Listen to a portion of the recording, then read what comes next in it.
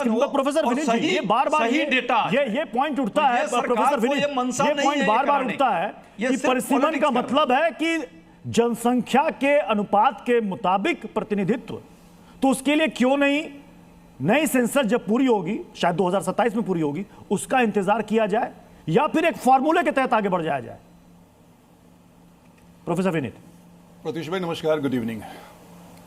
नमस्कार, good evening. Pratyush भाई, 2-3 सवाल उठाया गया है और आपने भी सवाल पूछा है। जो भी रीजन रहा हो क्यों हमने सेंसस नहीं कराया था, कोरोना का था, पेंडेमिक था, जो भी था, 2027 में सेंसस पूरा होगा। उसके बाद से संवैधानिक तरीका है कि डिलिमिटेशन कमीशन बनेगा, उसके बाद भी 2-3 साल लग जाएगा, तो 2029 का चुनाव निकल जाएगा।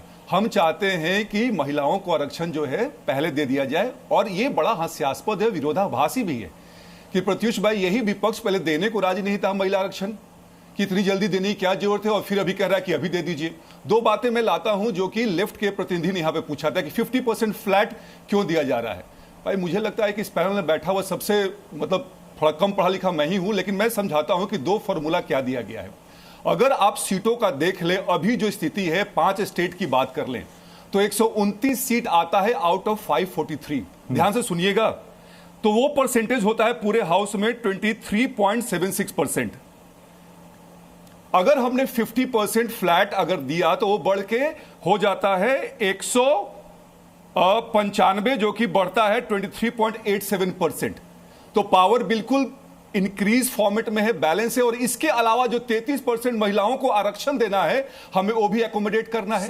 इसलिए माननीय गृह मंत्री जी ने कहा था कि फ्लैट 50%। सर सुनिए ना sir, please sir, can you be quiet sir, let me finish up, can you be quiet sir. नहीं sir, please sir, can you be quiet, let me finish up, please don't break, please don't break my rhythm, don't break my rhythm. Percentage के हिसाब से काम voting होती है sir.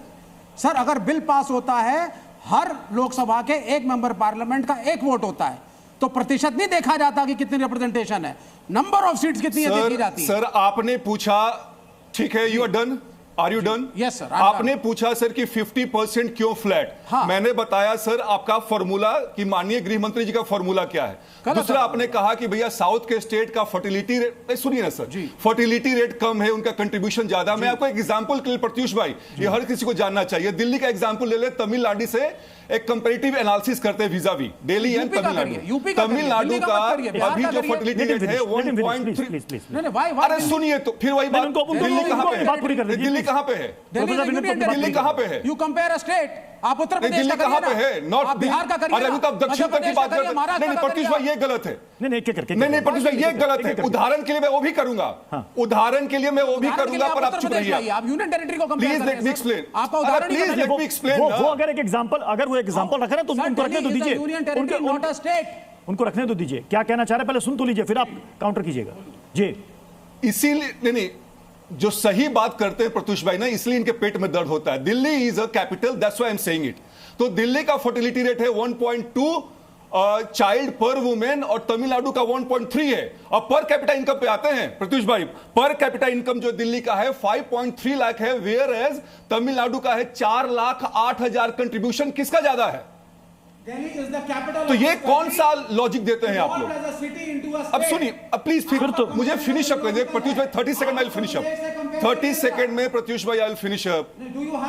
ठीक है, मैं जल्दी से सीमा मलिक को जाऊंगा। सीमा मलिक जी, सीमा मलिक जी, सुप्रिया सुले के बयान से तो साफ संकेत है, सुप्रिया सुले के बयान से कि अगर 50% फॉर्मूले को रिटर्न में ड्राफ्ट में ले आया जाए तो आप लोग साथ देने को तैयार हैं। तो आप कांग्रेस को कन्विंस क्यों नहीं कर पा रही हैं? कांग्रेस आपसे कन्विंस्ड क्यों नहीं है? या आप बिखरा हो गए? देखिए, मैं आपने शायद ठीक से सुना नहीं, माननीय सुप्रिया ताई ने ये बिल्कुल क्लियर बोला है कि अगर ड्राफ्ट में ये चीज आती है, फर्स्ट तो विल सी द ड्राफ्ट, है ना, कि उसमें है कि अगर आपने लिखा है कि या नहीं लिखा है। जैसे कि आपने पिछली बार बोला कि हम आधे घंटे में उसको ले आएंगे, लिख देंगे, तो इस तरह से तो चीजें होती नहीं है, आप भी जानते हैं और हम भी जानते हैं। और उन्होंने देखिए साथ में ये भी बोला है कि हम उसके ऊपर विचार करेंगे, बट हम उसको पहले डिस्कस करेंगे अपने अलायंस पार्टनर से। तो ये किसी भी किसी भी मुद्दे पर, किसी भी विधेयक पर, किसी भी बिल पर स्टैंड बिल्कुल क्लियर होता है। कांग्रेस का स्टैंड सीमा जी बिल्कुल क्लियर है, वो सिरे से खारिज कर रही है, जरूरत नहीं है, ये राजनीतिक लाभ के लिए। आप कह रही हैं कि 50% वाला फॉर्मूला आप लेकर आइए तो फिर हम इसमें आगे बढ़ सकते हैं। आप ना नहीं कर रही हैं। आपको वही बोलनी है कि उन्होंने यही बोला है कि हम उस पर विचार कर सकते हैं, but first we will discuss with our alliance partners. Nivan ji, क्या विपक्षी खेमे में परिसीमन को लेकर उहापोह की स्थिति है? क्या कोई कंफ्यूजन है, इसलिए स्टैंड में बिखराव है? और देखिए निवान जी ये चीजें हो रही हैं, उसको कोई भी कंडेम कर रहा है, यू नो द वे निवान जी तोड़ के आप एक नंबर्स बढ़ा रहे हैं, वो भी एक है, वो तो सरकार ही है। कंफ्यूजन की वजह सरकार है, सरकार को क्लियर आना चाहिए। जो पहले सबसे बड़ी गलती इनकी ये है कि ये विमेन रिजर्वेशन बिल और डिलिमिटेशन को मिक्स कर रहे हैं। ये इनकी मंशा कुछ और है और उसका ठीकरा जो है विमेन रिजर्वेशन पे फोड़ रहे हैं। विमेन रिजर्वेशन बिल तो ऑलरेडी पास हो चुका है, वो आप ही के हिसाब से 2029 में इंप्लीमेंट होना था, और हमारा ये स्टैंड है कि आप उसको इमीडिएटली कर दीजिए।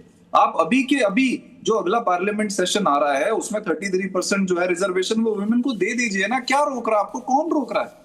आपको कोई भी नहीं रोक रहा। हम समर्थन कर रहे हैं, हम सड़कों पे उतरेंगे आपके लिए। अगर आप ऐसा करते हैं तो हम आपके समर्थन में नारे लगाएंगे। आप करो तो कम से कम, लेकिन आपकी नियत ही नहीं है करने की। और दूसरा, जहां तक ड्राफ्ट की बात है, ये पिछला भी ड्राफ्ट जो लेकर आए थे डिलिमिटेशन पे, उसपे भी जो इनका फॉर्मूला था बिल्कुल अनक्लियर था। कुछ इन्होंने नहीं लिखा कि किस हिसाब से इसकी इंप्लीमेंटेशन होगी, किस हिसाब से ये होगा। इनके जो मंत्री हैं वो बाहर कुछ और कहते हैं और पार्लियामेंट के अंदर जो ड्राफ्ट आता है वो कुछ और होता है। इनके पेट्रोलियम मिनिस्टर कुछ और कहते हैं, रियलिटी कुछ और होती है। फॉरेन मिनिस्टर कुछ और कहते हैं, रियलिटी कुछ और होती है। तो किसको माने हम लोग? हम ये कह रहे हैं कि आप जनता के बीच में गए थे कि हम डिलिमिटेशन बिल लाना चाहते हैं, हम वन नेशन वन इलेक्शन लाना चाहते हैं। जनता ने आपको आउटराइटली रिजेक्ट कर दिया। आपने कहा था हमें 400 पार दे दो, हम संविधान बदलना चाहते हैं। जनता ने रिजेक्ट कर दिया ना आपको 240 दिए। और अब पता नहीं कौन से कॉन्फिडेंस से ये कह रहे हैं कि हमारे पास तो सारे नंबर है, हम तो पास कराकर ही हटेंगे। अब पास कराने के पीछे सीबीआई हो सकती है, ईडी हो सकती है, पैसा हो सकता है, नंबर तो नहीं है इनके पास। अब ये किस वजह से वो जवाब देना जरूरी है। प्रत्युष खरे जी जवाब देने दीजिए। डॉक्टर जफर इस्लाम जी, आप को गुमराह मत करिए। आप जनता के सामने ड्राफ्ट